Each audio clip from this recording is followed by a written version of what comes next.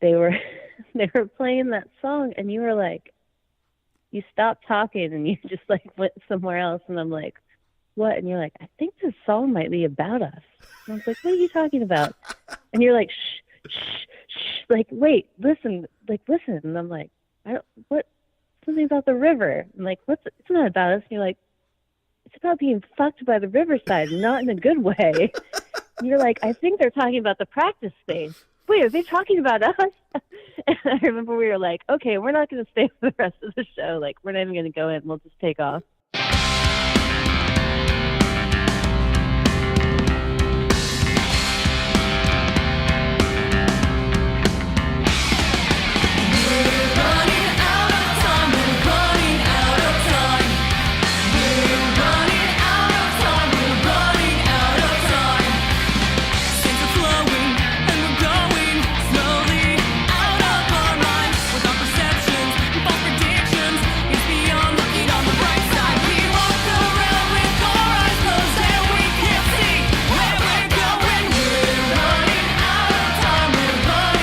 Hello, welcome to 3 Gigs, the podcast that tells the stories of 3 shows that have had a profound effect on a performer's life and career.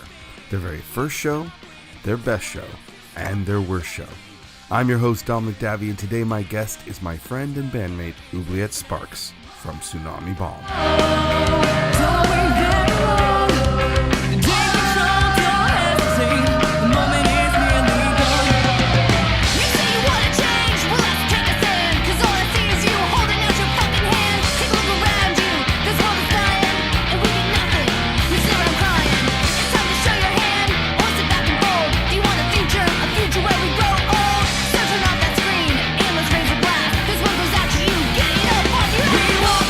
Oobliette Sparks and I first founded Tsunami Bomb back in 1998.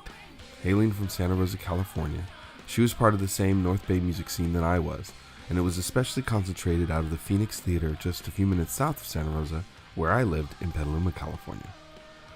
That's where we first met, and her musical vision and classically inspired keyboard playing would help define Tsunami Bomb's unique sound, even when she and the keyboards were not present. Now back in the band that she started for the latest chapter in the story of Tsunami Bomb, she's a force of nature. She fearlessly drives our performances, trading off from playing the keyboard to jumping in the crowd with her mic in hand as co-vocalist. And behind the scenes, her innate musical knowledge and ideas guide the band's song and sound, helping the band stay true to its core identity as only she can. She often sees the songs in ways many don't, and to this day she will surprise me like no one else with ideas that absolutely blow us all away. I've been trying to get Oobliette to do this show with me for a long time, pretty much since I started the podcast. She dodged me for a while, and I understand why. While this interview is not about me and my story, because it's my best friend's story and my band, well, it's the most personal episode I think I've done yet. She reminds me of so many things that I have forgotten, and while most of it is fun to remember, to be honest, it's not easy to be reminded about how badly you once hurt one of your favorite people. And while I'm very proud of the early years of Tsunami Bomb, one of my greatest regrets is the part I personally played in the departure of Oobliette. It's so easy to lose sight of what makes a band great. The chemistry, the people, the bonds between you all. You get frustrated with each other, and you lose sight of what made the whole thing so special in the first place. After she was gone and tempers had cooled off, hurt feelings had eased, we were recording songs for The Ultimate Escape, songs she had helped write, and I missed her. Some of you who became fans after she left didn't realize it, but we were already missing one of our most important pieces, and it wasn't the same without her. We never replaced Oobliette because honestly, and she will totally roll her eyes when she hears me say this when she listens to this episode, but it's true and she has to just deal with it, there is no replacing her. There is no one like her. I've never met anyone like her. She's been like a little sister to me almost from the first moment I met her. And trust me, even if she doesn't admit it or realize it, and while she can be a total pain in my ass, she's a legend. There's just no other way to describe it. So I'm really thrilled that she's back in Tsunami Bomb where she belongs, and it is where she belongs. And I'm thrilled that she finally decided to share her stories with me and with you. So enough of my intro. Let's start with Oobliette's first show, even if she can't quite remember it. You said that you didn't remember your very first show with Space Baby, but I assume you played recitals first, right? Did you I ever? mean, yeah. I mean, I was in the Sonoma City Opera. I did a lot of vocal recitals. I, Mm-hmm. I'm pretty sure I did a couple piano recitals. I know I did at least one. Right. It was but never, I don't know, but nothing in particular that I remember about it. right. Okay, so Space Baby was your first band? Was that like the first band you ever did? Yeah, the first band that like actually practiced and wrote music and played shows. Yeah. Yeah. And you joined as they had already had, so as I recall, that band was Galen Sharp on guitar and vocals. It was Mhm. Gabe on drums, and then it Mhm. was Leah on keyboards, and you joined as a secondary as another keyboard player. I actually no, I joined as a second guitarist. That's right. Oh my god, that's right. I remember that now. What happened? You only Yeah. played keyboard though when I saw you playing, right? I just wasn't good. I had been taking lessons and mainly like I was really good at like fast finger picking stuff. Like Uh-huh. I loved playing like White Zombie songs and stuff like that that had the fast like kind of metal style lead things, and I was good at that, but like actually playing chords, no. Like I don't know if I mean, I had a guitar that had this really small neck because I have really tiny hands, um, and even then, like I couldn't actually hit like full chords very well. I could play the shells and power chords, but even like bar chords, I don't know what it was about it. My left hand, I just I just never really got it, and so Gabe, I think, approached me one day outside the Phoenix, and I think he said that you had told him I had been taking guitar lessons, and I was like, "Yeah, but I'm bad." And he kind of just laughed and was like, "No, no, we don't need anyone really good per se, but we need someone to play more like rhythm guitar because our singer wants to play less guitar." So I was like, "All right," but again, I'm really bad. But yeah, I'll come out. And I was like, I play piano though, and I'm much better at that. And so I can't remember if the first practice they told me to bring the guitar and keyboard or not. I think it was just the guitar. And I remember Galen like trying to work with me on this new song, and I was just like, it was four chords, like nothing at all. It was basically a goth Ramones song. And yeah, I just couldn't do it. So at the end of that practice, he was like, "Well, I think you're a good addition to the band, but don't bring your guitar back. Can you bring your keyboard next time?" And I was like, "Yeah, I'll bring the keyboard." So I became a rhythm keyboardist. I didn't even think that was a thing, but like Leah was the lead keyboardist, and yeah, so I became like a rhythm and almost like a bass style keyboardist. That's really funny. This is all coming back to me now because by the time I Hmm. approached you about Tsunami Bomb, you were like, I was like, why don't you try, let's do guitar. And you're like, no. You were like, no, no uncertain terms. You were like, I'm not playing guitar. I'll play keyboard. And I was like, but it would be really great. We don't have a guitarist. You're like, no. I'm not playing guitar. So now this makes more sense how the response I got when I approached you later. You were like, Yeah.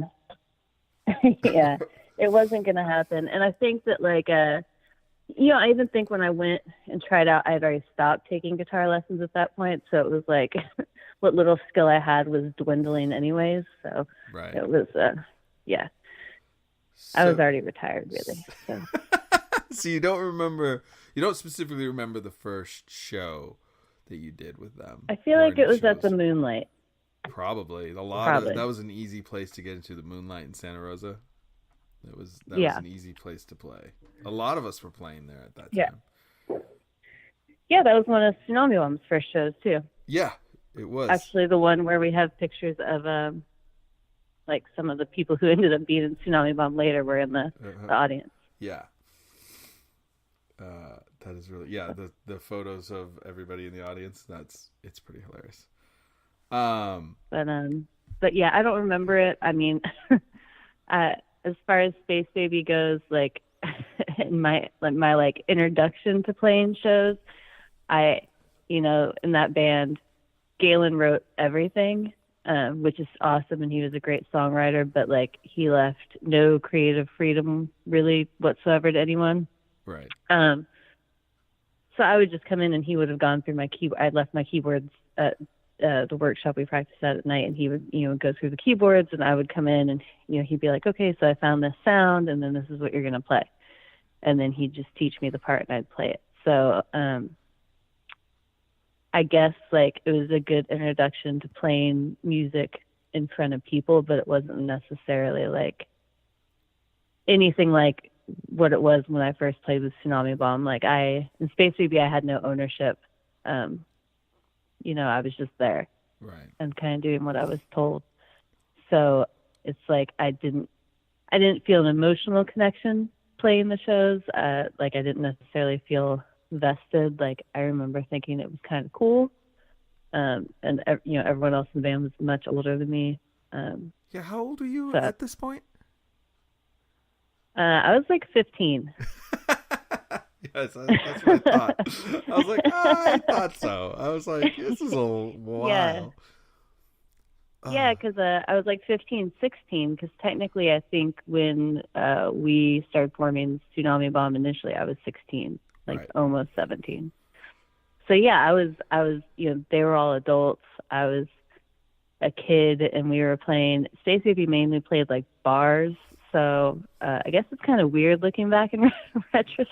Not really weird looking. You had a lot of style for a teenager. Like you would show up because I remember watching you guys, and I remember I actually not that long ago saw a picture. It was probably from your mom or you, but it was a picture of you up there. Leo, the both keyboards were set up, so you guys were on either side of the stage, and you were kind of looking down playing, and you looked really cool doing it. Like so, it was pretty awesome. Yeah, you didn't look like some little kid up there though. Like you never looked like. You stopped kind of looking like a little kid as soon as you started changing like hair color and stuff. You went from looking like really little to all of a sudden looking like super, like rocker girl. Like it didn't look weird. As weird as you think. Yeah, well, I know. I'm just saying, like actually, like saying it out loud. Yeah, it does sound that. I mean, but then again, it does sound when you're in a band full of people over 21, or at least over 20, and then you're 15. That is. It's the Yeah. 90s. Yeah. Things were different then, right? Yeah. So it's normal. Well, it was the Wild West out there. Yeah, it was just crazy. PA bands were just forming all over the place. What? How long were you in Space Yeah. Baby though? You were in it for a minute. I mean, not a long time. Oh, I have no idea. I mean, it wasn't Like, I really don't know. Maybe at most 6 months. yeah, I was I gonna feel say it like. was less than a year, because you were already out of Yeah. Space Yeah. Baby. You'd been out of Space Baby for a while when we started talking about Tsunami Bomb. No. We started talking about Tsunami Bomb while in Space Baby. Was that when that was happening? God, see. You joined Space Baby, No, I didn't. Dominic. I think I practiced You one played time. bass. Like one time, I never even No, played you a show. played. Yes, you did. No, I didn't. Did I? No. Didn't you? Yes, you did. I know Because I you showed and I up. quit. You and I quit Space Baby at the same time. And remember, they wrote that song "Fucked by the Riverside" Oh yeah, I remember that. That was dramatic. about us quitting the band, right? Yeah, but I was like, I didn't even play a show. That's why I don't remember. I feel like you practiced. did. I think if I did, I played one. Like I was like just starting, and I was just trying it out, and I was like, nah, this isn't gonna work for me. Well, I left Space God, I Baby because didn't we were remember that. starting Tsunami Bomb. That is so So, funny. I didn't remember that even being involved, but I guess I was. That does kind of ring a bell. That's how little of a yeah, time because it was. you had, Because I left Headboard. yeah, because right, you left Headboard, and then you and Kristen started talking about this other band, and I was in talks with you about it, and it was originally going to be kind of a side project of all stars of all these people from our area, and it was going to be more of like this like ridiculous rock opera sort of thing. Is Yeah, it how was really we silly. had talked about it and had like these names, and it was superhero. It was just ridiculous. I mean, our ideas were totally ridiculous in retrospect, but then it came about. I wasn't really happy in Space Baby, and like I really wanted to write music. Kristen was ready to do something again. You had filled in with Space Baby, and we're, I guess, apparently over it before you even played a show. And then we decided to actually just do a regular band and not, do this like, I think you wanted to be called like Hero Zero or something. Yeah, it was a terrible name. Remember It was that? never gonna work for Initially? me because everybody knew who Yeah. I was, and it was like nobody was gonna play ball with Yeah. me Well, on that. I mean, it was a music version of a graphic novel that we had originally talked about, which, would have totally been fucking bad. Oh, it would I'm have been just gonna terrible. say that it would have been It would have been awful. Like terrible. we would never be talking about it right now because we would be so mortified had we had really done it. It But luckily, Space Baby, the not writing part of Space Baby bored me enough that I wanted to leave, and so we did that, and then we found Tsunami Bomb and just made it like a band instead of this ridiculous project. whatever ridiculous. You know, thing as you said this, Yeah. now I'm like sitting there Yeah. going, I Totally remember ridiculous. a band practice at the wood shop with you guys, and I remember like being shown Yeah. a couple bass parts and then playing through them and literally like ringing out a note and then ringing out another note and then ringing out another note and going, Yeah, oh you were yeah, getting really annoyed. that's You really were not going to getting work like for me. super bummed out about it, and then I remember because Galen showed you this part, and then all of a sudden he's like, "Do you have it?" And you're like, "Yeah." And like we did a countdown and started playing, and you started doing your regular like I'm gonna fill in a million notes between every note thing, Yeah, riding the bass, and he was like, "No, stop!" Like stopped everyone. He's like, "Do I need to show you again?" And you're like, "No, I got it." And he's like, "No, you don't." yeah. And This you I were like, remember. "Well, can I just add some notes here?" And he was like, "No, this is the part." That was I remember that being the moment I was like, yeah, this isn't gonna work for me. I'm not the right bassist. Oh for my this. God. One of the songs I remember I played D and E, and that was it. And it was just this bass tone because like when I had come on, because I think Gabe's brother had been the bass player, and when I came, Josh had left. Yes. That's That's right. why they weren't going to get a second guitarist. I think Galen might have been wanting to go to bass, and I was going to do guitar. But anyways, so that didn't work out. So like, yeah, my rhythm keyboard or whatever ended up being more of like a bass. Like everything he had me playing was really low and like a couple notes. Yeah, you were the bass keyboard. You were bass keyboard. That's Oh, I was weird. a bassist. Yuck. Ugh. Shut up. But yeah, I remember this situation going, yeah, this isn't gonna Yeah. work for me. And then I remember telling him like, yeah, dude, I'm not the right bassist for this. Like, this isn't gonna work. And because like I want to make it clear, like I should say, Space Baby was a great band. Like I really loved their band, but like in the actual and I loved everybody in it. But the actual execution of it, I was like, yeah, I'm not the right guy for this. I don't have the ability to do this. But Yeah, I mean, it was Galen. Like, he just needed a bunch of hired players, basically. I mean, although Gabe did have probably the most creative freedom of anyone other than Galen, and his parts were fucking awesome. That's how he kind of became like a human metronome, I think. yeah, he was really good in that band. But yeah, occasionally in my nightmares, though, I have that "Girl Don't Leave Me" song stuck in my head. Yeah, I remember also I really. would sing that part for you, but I won't because it would. I think it would, like invoke some sort of feeling, and it would never go away again. So I feel like "Fucked by the I won't Riverside" do was a that. good song though. Like I feel like I remember going, "That's a really good song," and he was kind of like, "Yeah, Yeah. But I was So like, I don't remember. Fuck, I don't remember what the fuck the venue was called, but I feel like it was over by that Higher Grounds coffee shop. It was like a venue that was really short-lived in Santa Rosa, and it was like tiny. Like you walk through this like corridor, and the band's playing right there. and it was right after we quit, and Space Baby was playing, Club 98 and or you and I something? went. No. No, no, not that one. It was like I know what you're talking about, farther though. down. Yeah, but I It don't was remember what it's called. tiny. It was. I think it only existed. I think that was the only time I was ever there, but it may have even been not a venue, and they were just playing there. But Gabe told us about it, whatever. And I want to say it might have been like in Santa Rosa they have the Fourth Street Market or whatever. It was like once a week, right? Mm-hmm. You know what I'm talking about? Yes, they did. Yeah. I feel like it was. I feel like it was during that, and you and I walked down, and we were standing. I don't even think we ever went in, but you could hear everything outside. There was like this beaded curtain door from the main door that let you into the band room, and they were they were playing that song, and you were like, you stopped talking, and you just like went somewhere else, and I'm like, what? And you're like, I think this song might be about us. And I was like, what are you talking about? And you're like, shh, shh, shh, like, wait, listen, listen. And I'm like, I don't, what? Something about the river. I'm like, it's not about us. And you're like, it's about being fucked by the riverside, not in a good way. And you're like, I think they're talking about the practice space. Wait, are they talking about us?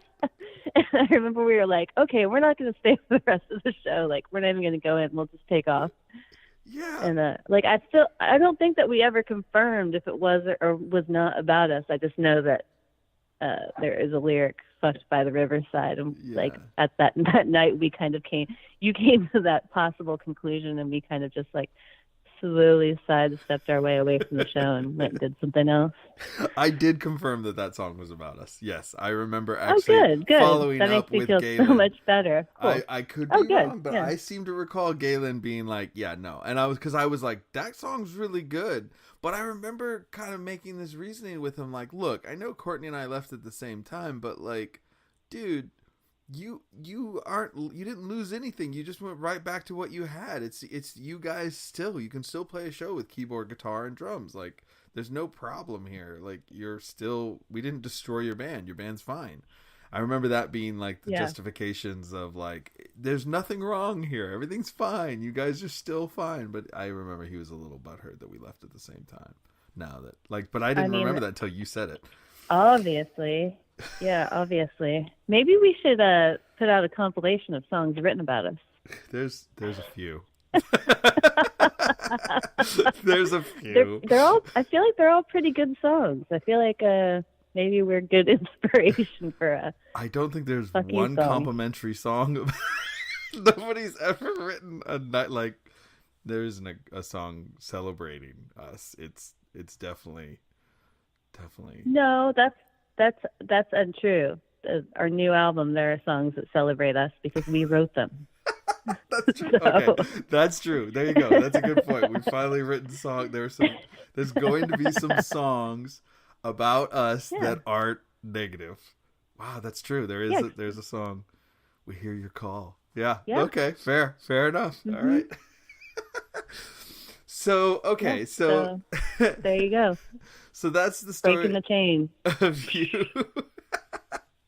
So that's you in Space Baby, and it's a little hard to remember, but that led into Tsunami Bomb, where we were trying to make an anime manga inspired and opera kind of band with all different code names, and it's embarrassing to say how not really punk at all it was. Tsunami Bomb was at its start. Oh, not at all. It wasn't. No, we were literally like if you took just like a bag of dice and each one represented like a genre and you just fucking like shook that shit up and like threw it out, that could be any particular song we wrote at that time. Yeah. But we had, in the very beginning, even though some of our members in the beginning weren't permanent but were around when we wrote songs, it was like everybody was so different. Very. Kristen was really big into the like original emo scene, like not what people think of emo now, but like like the Pacific Northwest, like the starts of like Modest Mouse, like June of '44, like all this sort of stuff that back then was considered emo. Now I guess you'd consider it indie rock. Right. Then like Tim, who was like super fucking rockabilly. me, who I was like into a lot of industrial at the time and like new wavy punk, you who at that time like were still kind of like more like ska-ish, like you weren't super into punk as much as you are now. I feel like you were kind of more like getting into it at that point. Yeah, I'd been to lots Um, of punk shows, but I had gone to all shows. Like I wasn't really, right, if anything, I was my favorite bands were like Skank and Pickle and the Conspiracy and stuff. So it's like I wasn't, right. I hadn't, I went to shows, punk shows all the time, but I didn't really identify as like I'm a punk rocker. Like that wasn't happening. So No, no, at that point, yeah. No. So yeah, and then depending on who was drumming, it was like Gabe or Logan, and both of them, completely different on the musical spectrum as well. So we were unique. yeah, it definitely was unique when it started. Um, I mean, I found that first practice and it was rough, but it was like it was cute how quaint it was when I played it. Yeah. But Hmm. it's not like everyone's like, "Oh, we want to hear Tsunami Bomb's first practice," and I was like, "Nah, you don't. It's not what you think it is." Yeah. No, not at all. Kristen's trying. Oh, June, I should say June. That's what her name is. June was trying to. She was Kristen then. June was playing guitar and trying to do the same thing I think you were trying to do in Space Baby, where she was trying to be the guitarist, but that wasn't gonna happen. She Yeah. just Oh, I remember. wasn't there, so it was really rough. So you hear these like, and you hear Logan, like in some cases you don't hear anything. I mean, it's really cute, but it's like, wow, no. But Yeah. but it started going that direction once we made it a band. We really dead set on making it happen, and it kind of, I don't know, I feel like it kind of became punk by accident in a way, especially in those early Yeah. times. I think it had punky elements from the very first show, but it was Oh, totally. Yeah. but it wasn't like we were trying to be a punk rock band. It just kind of happened. Yeah. No, it just it morphed into that. But I remember the first TV show because and actually the only reason I remember it is because we played with play at the Fatty Mocha and Corbett from Bobby Joey Bola, who like I had seen a couple times before playing that show, but I was always at that point like kind of like weirded out and intimidated by them just because they were so off the wall, which is Yeah. hilarious because they actually ended up being the nicest, sweetest guys ever. But I remember it because the night before he had gotten super fucking drunk and was hanging out with another band we played with that night called the Gut Monkeys. Oh my god, I And forgot that. he was telling one of the Gut Monkeys about how it was like the best band name ever, blah, blah, blah. And they were getting wasted. And like something happened where one of them was like, oh, you should get it tattooed. And he actually like let somebody at this house party tattoo the Gut Monkeys on his arm. So we played, and it was, and so because of that, that's actually the most memorable part of the first Tsunami Bomb show. Because like when they played, he was just like, man, like fuck, I love this band, but like the Gut Monkeys are rad, but I fucking tattooed Gut Monkeys on my arm last night 'cause they bet me to, and I remember thinking like, holy shit, like this guy is fucking crazy. I was like 16 or something. I'm like, oh, like this guy is the real fucking deal. Like, I hope one day I get drunk and tattoos random. Like, I don't know, whatever. What you think when you're 16. But yeah, so that's that's what I remember from our first show. I think you just explained a photo because there's a picture of Corbett manning the merch table because I think he was dating Liz at the time. Mel. No, Oh, no, Liz. Liz. Okay, He was dating Liz yeah, from Liz. Lucky Strike, and we were playing because we got Uh-huh. our first weekend of shows. We got talking to Lucky Strike, and Bubba from Lucky Mm-hmm. Strike, Kevin Sir, had invited us to play shows, and we were gonna play the Phoenix Theater first, and he said, "How about we do a warm up? You can play with us because the night before we're gonna play at Fatty Mocha in Merced, California." Yeah. So it was like a couple hours away from us where we lived, Mm-hmm. and there's a photo of Corbett at the show at the Lucky Strike merch table, and he's literally pointing his fingers at his head like a gun. Yeah. And making this face, and I'm like, I think that's why he was doing it. I think you just explained why that photo exists. You know, that's the mental state he was in. But yeah, yeah.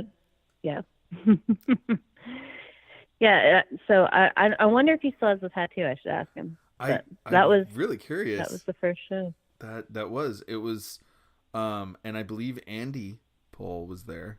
Andy, who plays guitar for us now, was actually at that show watching it. Crazy. He was in Blast Bandits at the time, and then it's funny that's all you remember, because my blazer that it was carrying all the stuff blew up on the way down there, like literally. Oh, that's through right. a rod. Yeah. And so the pictures of me that night. But that wasn't my blazer though, so like maybe that's why I don't remember it. Weren't you in a different vehicle? Because I see there's photos of Gabe and June were with me. I don't know if you maybe you'd gone down in a different vehicle. I think that I rode with Tim. Right, that's it. Okay, yeah, you rode down with Tim. That would make sense. Yeah, because I we're stranded in Patterson, and I had to get the vehicle, the truck towed home, and Lucky Strike came and got us and brought us in. I was so bummed. Oh my god, that cost me so much money. Like, I was so screwed. Yeah, but that was the first show, and then we played the Phoenix Theater the very next day, and it was a decent little show. The first two shows with Lucky Strike. Yeah, my mom has VHS. Does she really? God, I'd love to see. Oh that. yeah. I'm wearing like 6-inch heels and a vinyl buckled dress. I don't know what the fuck I was thinking. You were thinking you weren't going to be jumping around. That's what you were thinking. Well, and I wasn't either. I'm terrified. You see the video the whole time, and I'm like trembling. But yeah, I was pretty nervous too. The night I don't remember actually playing Fatty Mocha. I remember everything around it. Like, I remember taking the group photo of everybody, looking where we took with Darren, and I remember like sleeping there that night and the morning. I just don't actually remember playing a show. I remember slightly the Phoenix show. I don't remember playing either. But I don't remember playing at all. Like, I remember what the Fatty Mocha was like and what it was like to play the Fatty Mocha, but I have no memory of actually performing that first show. Weird. That is so funny. I really The only thing I remember is that you guys had never heard the vocals on Irish Boys until we played it during the show, because I was so embarrassed and mortified that like I wouldn't practice in front of you. But like I had showed you the lyrics and kind of like hummed what I was going to do. So I got like validation from you guys to do it. And I remember June being like, but when we play, you're going to do it, right? And I'm like, yeah, totally. And she just kind of gave me this look like, you're lying to me. But I did it. But I remember at like one point, like after the first verse ended or something, you like looked at me and nodded like, okay. Like, you did it. Yeah, I did. Have a recording of the Phoenix Theater show. No, I do too. Yeah, Glenn Rubenstein. Since it got fucking pirated. Yeah. They totally recorded it on the down low because they were mad because it was the former members of Headboard. And Glenn, who is my friend now, we're friends again, but like at the time we were not friends, and he snuck in and recorded the show and then put it up in order to make fun of us. But because June was in Headboard with me, and Gabe played. It's funny to try and explain this to people, but Gabe wasn't in the band, but he played drums for us for the first weekend. First few shows, I think, and then we found our own drummer, which was actually Rob Reed, who was like a metal drummer, and then Gabe came back. So it's like it's very complex to try and explain like Tsunami Bomb's early years to people and make them understand how it functioned. Okay, so that's the story of the first shows for Oobliette Sparks, but kind of half remembered, but despite being scared and wearing clothes you couldn't move around in, you clearly were like, okay, I'm gonna keep doing this. So you were into it Yeah, enough to keep I going. mean, yeah. Yeah, I wasn't like, playing sports in high school or anything, so I figured, fuck it, I'll be in a band. Yeah. So that happened. Did it ever like you being it since you were the only member of the band that was still in high school? Did that ever Hmm. like come up? Your band at school? Did you ever have any reaction to that? I have to ask because I never asked you that. Like, did Oh, anybody they ever? all thought I was lying. They all thought I was lying.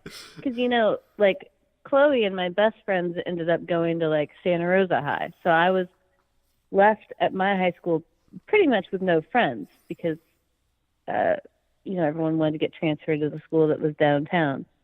And like at lunch, I hung out in my science teacher's classroom. Actually, Mr. Kruger, the one who came to our show at the Phoenix, I would hang out there in lunch and like check emails for band stuff and like, do computer stuff. Like I didn't really hang out or anything. And it was funny because like one day I was leaving early because at the time, like I was dating Tim and he came to pick me up and like I caught wind that like the students at least in the school I was in, because the high school I went to was divided up into like several smaller schools. They tried to kind of make it like college to where whatever you wanted to do, uh, like I was in like a more electronic science sort of school. So I had the same teachers all through high school. Right. Um, so I kind of got wind that the people that went to my particular part of the school thought I had just like, gone off the deep end and made up this like fake older boyfriend, this like bullshit band, like, whatever, and that I was really just smoking weed at the skate park. Which I mean, I was doing that too, but I had an older boyfriend and I had a band, so uh, they had no idea. They just thought it was like this thing this other life I had made up, I guess, to seem cool. That's really Which funny. I don't even particularly think like I talked about it that much because I really didn't talk to that many people, but I guess just like in passing on small things. So, Because I mean, we so did yeah, I didn't, not really. I talked to my teachers about it. It's sad. Like I was actually, I think, closer to my teachers than other students. So, right. Yeah, because hmm. I feel like we did pretty well. Like I don't want to say really fast. It took a minute. Like people had to warm up to it, but like we were getting in front of a lot of people pretty Yeah. consistently. So I kind of wondered, like, I mean, later it was later on that it really got in front of a lot of kids, but like, we No, but were in I mean, front of like, people. Figured the odds would yeah, be my that you'd be in senior front. year, there was a band of the kids that were popular that were basically like I don't know, like Rage Against the Machine and Korn combined. Right. And I can't fucking remember the name of the band. If I told you, you would remember because they played the Phoenix a bunch. But they, like, all the popular girls liked them or whatever. And I remember my senior year, they actually, approached me trying to open for us. And then that's when people actually started believing that, I didn't make up this band. You didn't make it up. It was a real thing. Yeah, That's and funny. really, like, I just flew my middle fingers and told them all to suck it at that point. So Okay, so I if think that was about the time I stopped going to high school. you're like, and I'm done. I That's think that yeah, I think that's when I graduated, took off. that's so funny.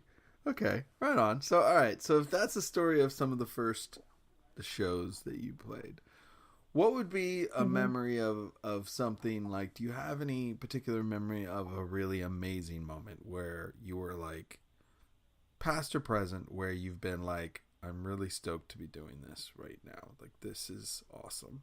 Like what was a moment that you felt that? And you can have a couple stories, and it could even be, it I could be mean, anything you want. I think the first time was the Invasion record release where we sold out the Phoenix because at that point the occupancy was still, it was funny, it was 911, Yeah.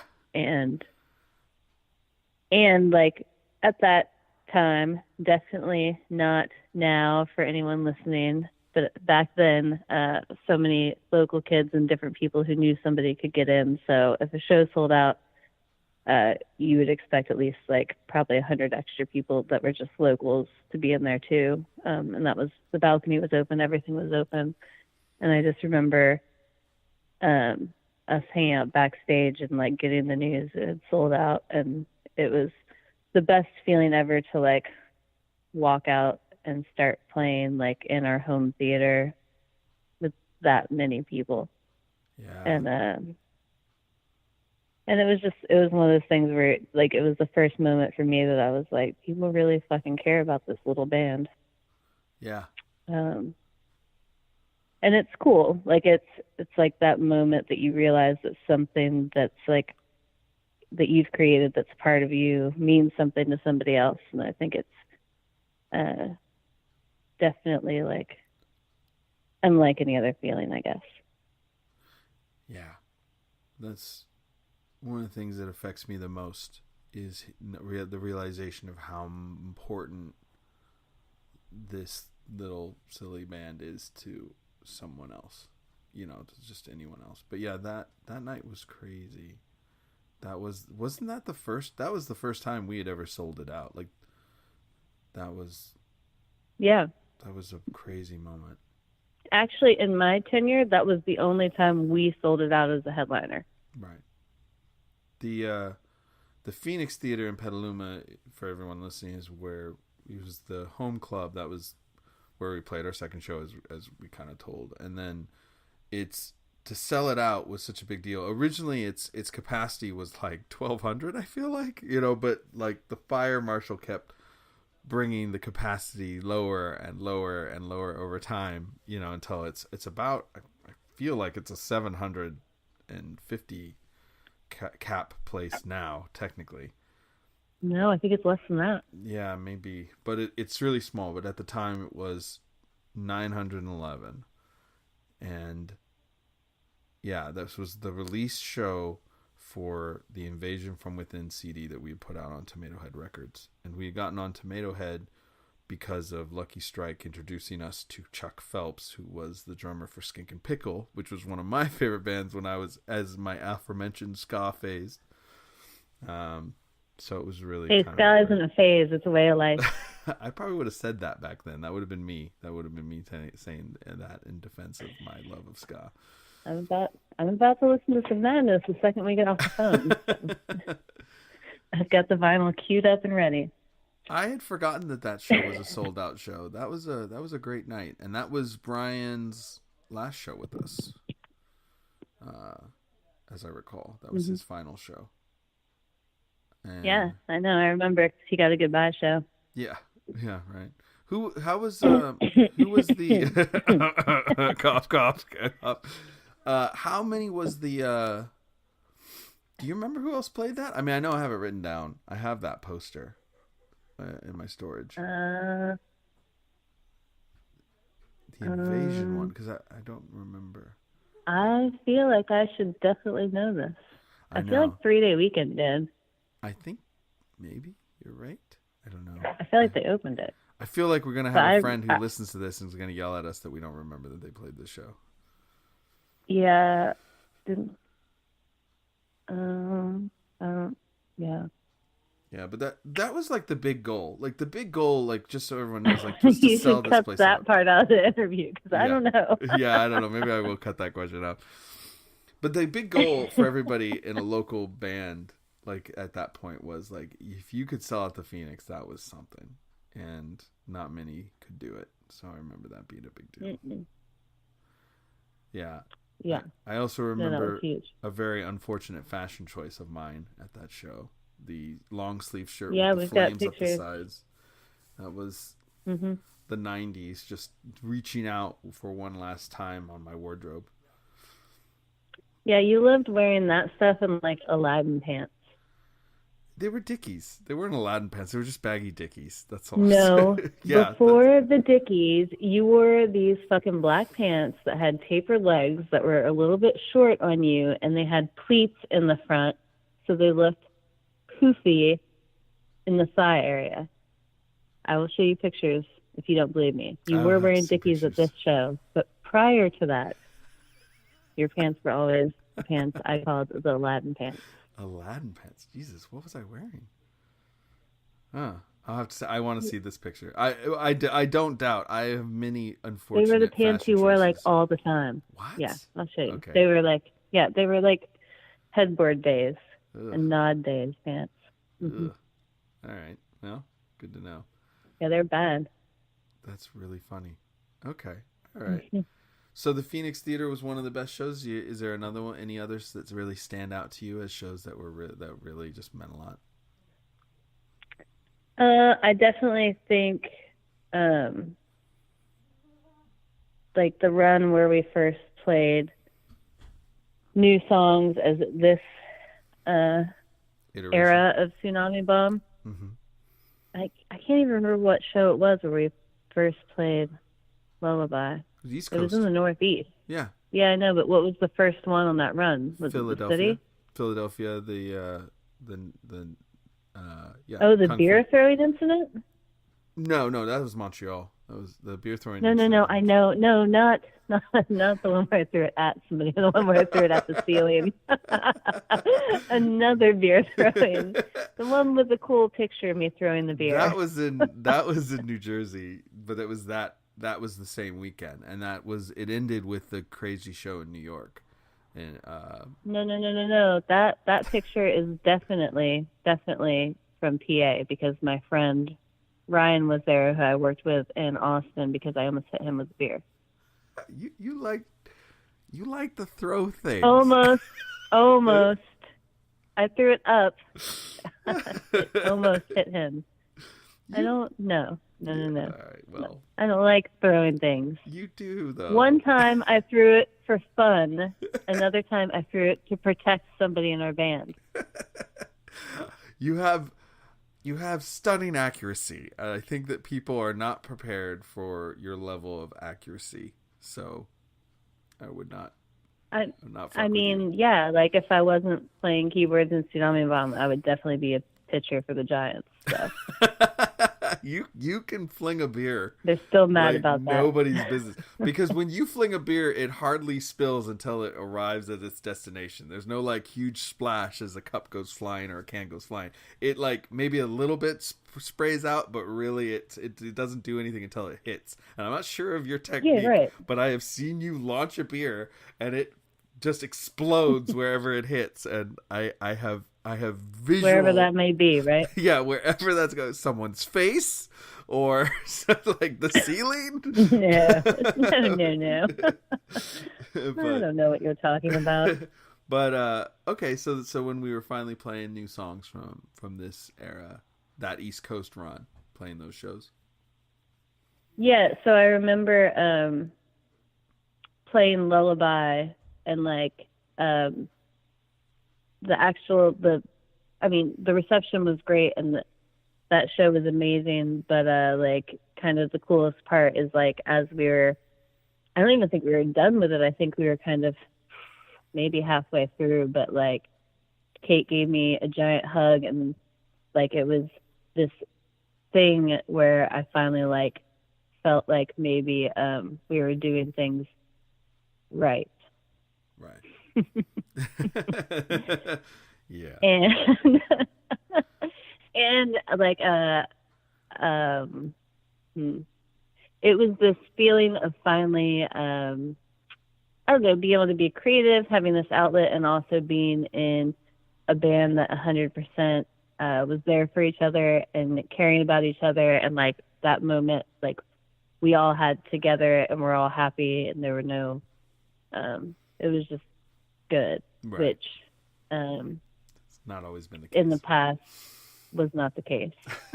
So, and you know, it's one of those things, and it was funny, I was actually listening to your podcast with Robert Burke Warren yesterday, and you know, he was asking you about Tsunami Bomb, and you were talking about how great it was to play with your friends again, and a part that stuck out to me is, you know, he was like, yeah, me too, I miss that, and he was like, you know, playing music and touring, he's like, but you know, sometimes it wasn't always with my friends, and that kind of you know resonated with me because it's true sometimes, and I think people on the outside don't always realize it because they like love these bands, they enjoy seeing them. You know, they listen to lyrics, like they think of a band as this like unit and a family, and that's not always necessarily the case. I mean, maybe family in their own sort of way, whether dysfunctional or not, but not they're not necessarily friends.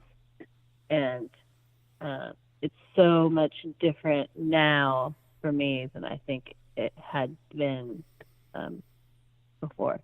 Right. No, it and it is. It is a much, yeah, it's a much kinder band. Well, and you know, it's like it's even harder for me to say that because I feel like if you would have asked me in '98 or '99 or whatever what it was like, I probably would have said, you know, we were all like family, we all loved each other, it was great, even 2000 or whatever. But I guess in retrospect, looking back, like I definitely don't feel that way anymore. Right. So It was so having that moment of like this thing we had created together, especially, you know, after like obviously push back on the different people who are currently in the band, and like this whole build up to, you know, we finally have written something as this group, and you know, we get to show it. And like I said, like the audience reception was great, but like that aside, just like in the midst or whatever, when she like came over and hugged me, like it was like I felt like it was right, and we were doing something good. Right. Yeah. And if everyone hated it, it didn't matter because we all loved each other and we were fucking having fun. So yeah, but they liked it. I think, yeah, no, they did. But I think it was kind of that, like you know, like I was just happy being there in that moment with the band. That to me, the audience always matters, and like I do this for them. But I think in that instance, like for that split second, they didn't, and I was just happy that like us as a group, we did this. Yeah, I get and that. So I would say that's probably the other happiest. I like that. That's great. That was me. I was like, oh. I'm sorry. As you say that, I picture you like cross-legged with a clipboard looking at me and taking notes. Oh, that's great. That's great. That's good. Thank you. That's good. I will note that under special skills. Perfect. Okay. Yeah. No clipboard. Yeah.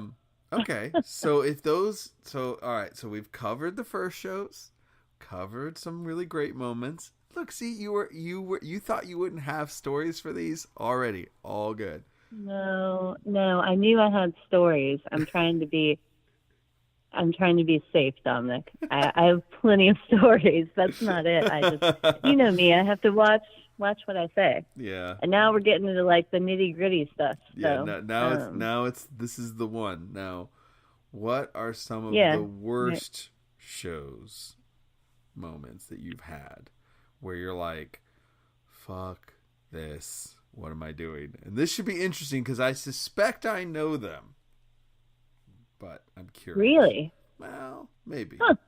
That's interesting. But I might be surprised. So I'm curious. Yeah, I'm curious as to what you think they are. Well, so this is the one I battle with because the worst, I feel like using it, I'm breaking the rules. Well, right.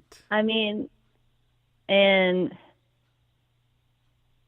because I mean, it's like your worst show, your best show, yada, yada, yada. I mean, my worst show, I didn't play it. So I don't know, like, if that is even allowed. It's a story that you can tell. It's your story to tell, so it is allowed. The worst show is, usually it's, I mean, there's no rule. It's just stories, and it's just an excuse to tell a story. Generally speaking, yes, it's one that you performed because it's a moment where you're like, here I am on stage and this sucks. Even if people who might have been at that show go, I was there, it was awesome, but you get to realize a different perspective. But if it was something that made you feel really stick out as that kind of takes the the spotlight of this show that you didn't play and that you witnessed. That can count because it's your story. There's no real rule. It's more like a guideline, and you ignore guidelines all the time. you do what you want, whatever. What do you mean? I mean that affectionately. My profession is somebody to actually make everyone follow my rules. So well, yeah, I appreciate rules greatly. Well, so I mean, so I can defend why it is what I would consider my worst show. You don't have to defend anything. It's your story to tell. You choose. Well, or I could preface it. I could explain why I think it should be valid. Anyways, so like when I left Tsunami Bomb, we were writing The Ultimate Escape. Yes. And my leaving was like really quite abrupt. So flashback maybe like, I don't know. I don't even know how long it was. Like maybe a year after I left the band. And when I left, I left. Like, stuff happened in the beginning, but then after that, like, I completely just, like, ghosted as far as, like, continuing to talk to anyone, really, or fans or anything. And I saw that I moved to Austin, and I saw that Tsunami Bomb was playing with Bouncing Souls, and Bouncing Souls are one of my favorite bands. And I had pretty much like also gone off the deep end, like all kinds of shitty stuff happened after I left the band, and I was just like drinking my face off, whatever. So in like drunk 20-year-old Courtney's mind, she's like, yeah, this is a great idea to go see, Bouncing Souls, Tsunami Bomb. And I remember Dan Garcia, our booking agent, was on tour with you guys, and I think I had reached out to him maybe or Gabe, but anyways, last minute, like I think it was Gabe put me on the list because before the band like didn't want me onto the list, and for good reasons. But I was like across the street drinking, and I was like, I'm not gonna watch him. It's not a good idea. I'll just wait till Bouncing Souls. And then for some reason I was like, fuck it, I'll go.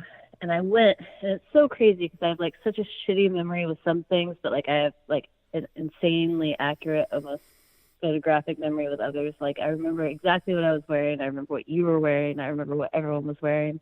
I remember where Dan Garcia was standing. Like everything about the show, like every word that was sung. So I remember walking in, and I saw Dan, and I talked to him, and like Gabe actually talked to me. And I remember I saw you, and you like kind of like walked up and like you were gonna say something, and I walked away. I was still like angry and resentful with you. Emily would not say a fucking word to me. Mike was pissed drunk, and he like gave me a hug and then walked away. And you guys got up and played, and it was my worst show ever. And that, like, to me, and defending it is why I feel like it was mine, not because like I felt like I held ownership of the songs or anything like that, but like I feel like those songs were a piece of me. So it was the hardest thing, I think, still, like, in my entire life, if I could do like top 5 like emotionally trying, like difficult moments, if there was, putting your dog down and stuff like that, like that show would still be one of them. And it sucked. And what was weird is like my naivety in thinking it wouldn't. Like I totally was like, egotistical, whatever, like going in there like, oh, I'm sure the songs fucking suck without keywords. This is going to be, whatever. Like just, I didn't even walk in thinking that reaction could possibly happen.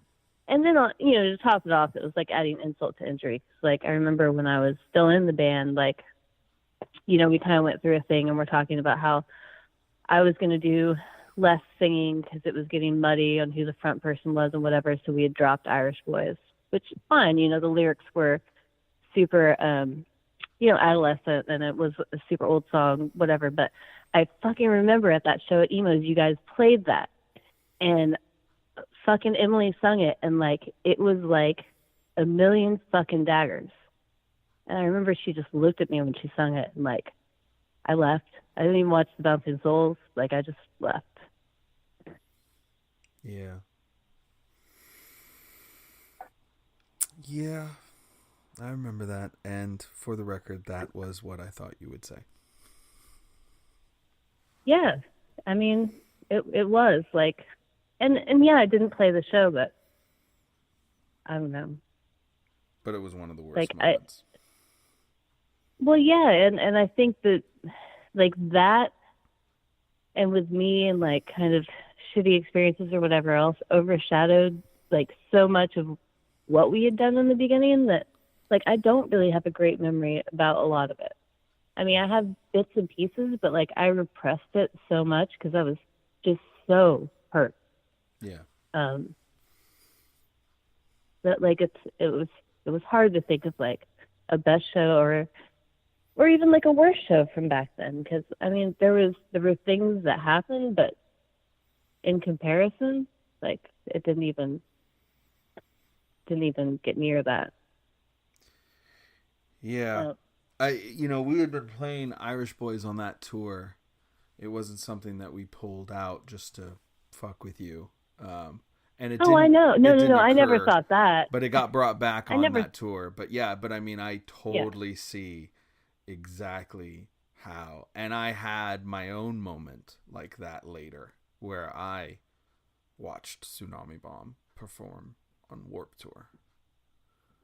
Yeah. I mean, I never once thought that you guys brought that back to say "fuck you" to me. No, it wasn't. Or like that. brought that into that set at that show, but it was just this like, it was everything. Like, and I had a lot of like unresolved issues with it, and like things had transpired after I left that I felt were shitty, which is neither here nor there now. But it's like, I thought I would go to the show, and like, I didn't want to talk to you because I was still mad at you, but I didn't think I would get the cold shoulder from some of the other people, and like, just the whole thing. It was like in an instant, like, I don't know, like I lost my childhood naivety, like, and realized that,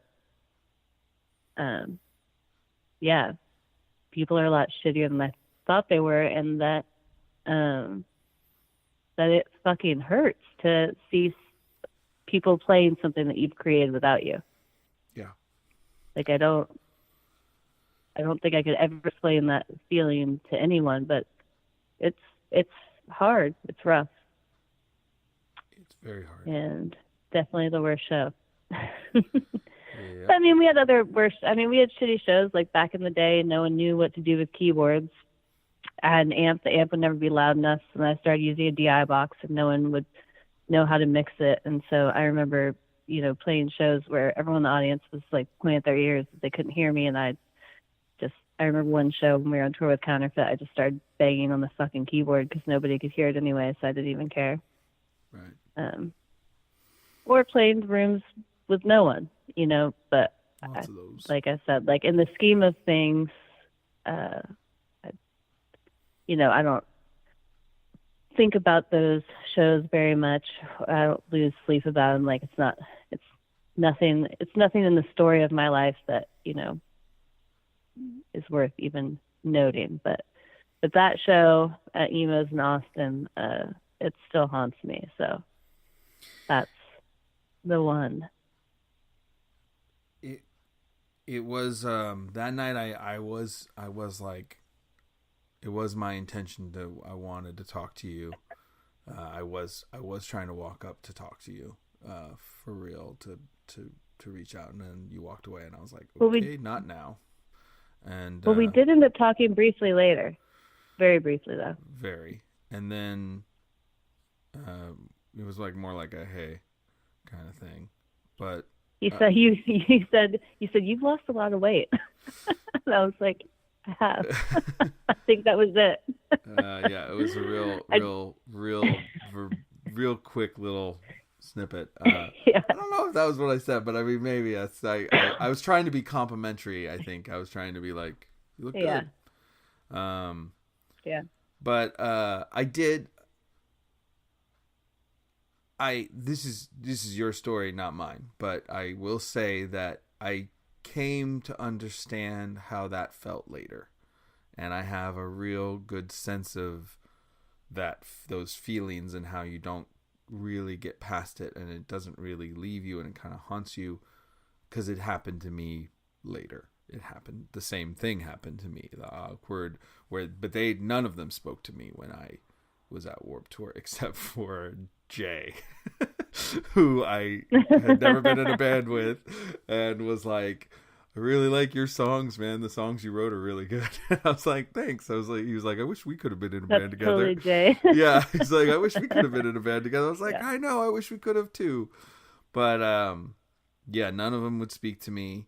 None of them would even look at me, and they knew I was there, and they purposely wouldn't even look at me while I was watching them. Like, they just ignored, like as if I didn't exist. And I watched them play all the songs, and I understand. But it's also why I've been patient with former members as they came to terms with the idea of this, because everybody was asked to be a part of it, everyone had an opportunity, and people said no for the variety of reasons that they did. But I knew that when they said no, it was, no matter how they said no big deal, go for it, I knew there was going to be a moment where that hit them. And even if they didn't, and even if they didn't admit it, even if they said nothing, I'm not even, even if it was a former member that's never said anything, or so anyone who has been critical at times or trying to come to terms with the existence of Tsunami Bomb again, that he used to be in it, I understood that it was going to be hard, because you're right, you can't explain that feeling to anyone unless you've felt it. And I'm sorry that you had to feel it, and I was a part of you feeling it, but I understand how hard it is to feel that, and how it doesn't really go away. It just sort of, you learn like how fucked up things get, and sometimes it's not so easy to fix them. But yeah, and that was a big part of wanting to do this, or one of the big convincing things, was to try and kind of right that a little bit, even if like people who love Tsunami Bomb don't have any understanding of these things, and really shouldn't, because it doesn't involve them. It's not really about being a fan of it or the fan of the music. It's more about like what it was. It's more about the friendships and the relationships of the people within it, and the condition of those relationships, and the things that happened. And it was the ability to get a bit of a do-over, even just a bit of one, was worthwhile and worth it. Oh no, and that goes exactly back to when I talked about my best show and us playing that song, and just like that feeling on stage where, it wasn't just a band, that we were all friends, right, doing something and like doing it right for once. Right, and that's one of the things that's really important to me now, is no matter what form this takes, and no matter what happens next, like the things that happen, we try really hard to do them right. Oh, totally. Just, Yeah. But I'm really glad and forever grateful that we are friends, and that we have gotten to play together again. Not to be all sappy on the podcast, but I'm really glad. No, same. It's crazy. Like, there's plenty of times throughout the last 2 decades where somebody asked me if this would happen, I would have laughed in their face. Oh, no, never. I mean, even times where people would just say you'd be close with Dom again, because I you and I ended on a sour note at the end of the band, and it's sad, but Logan's kind of passing is what reopened the door for dialogue, Yeah, it did. and made me realize that we were both being stupid and stubborn.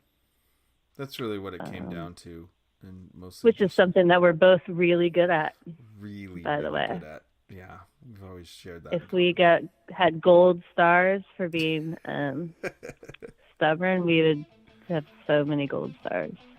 Yeah, like a lot.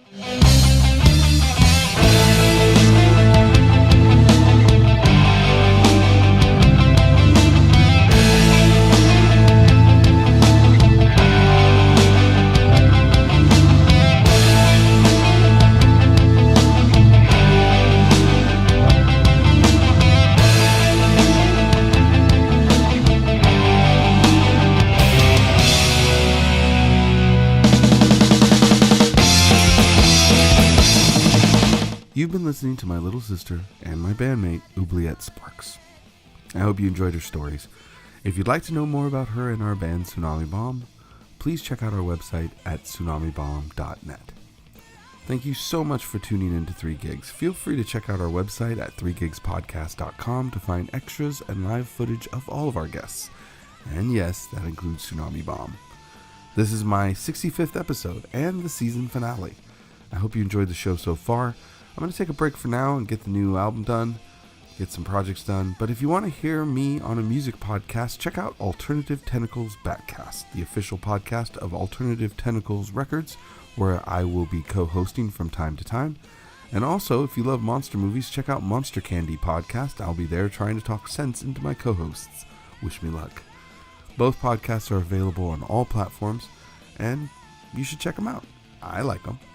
As for 3 Gigs, well, that's up to you. If you guys would like to hear more, let me know.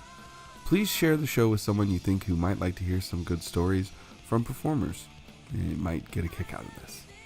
Feel free to find me on your social media platform of choice like Facebook, Instagram, Twitter, and let me know who you'd like to see on the show in the future. I'll be listening. If you have a chance, leave me a rating and a review on iTunes on the 3 Gigs podcast page. It'll help me spread the word about the show, and that's always a good thing. The more people who want to hear more, the more likely and the sooner I'll do it. Promise. Our theme music today is Lullaby for the End of the World by Tsunami Bomb from the digital single of the same name from ITB Records that's out now. And it's from our yet to be untitled, or at least we haven't told anybody what it's titled, new album coming soon. And we are closing with Not Forever, also by Tsunami Bomb from our EP The Invasion from Within on Tomato Head Records, but more recently the Trust No One collection that's out now on Kung Fu Records. Once again, thank you so much for listening to the show. My name is Dominic Davey. This has been 3 Gigs, and we'll see you next time.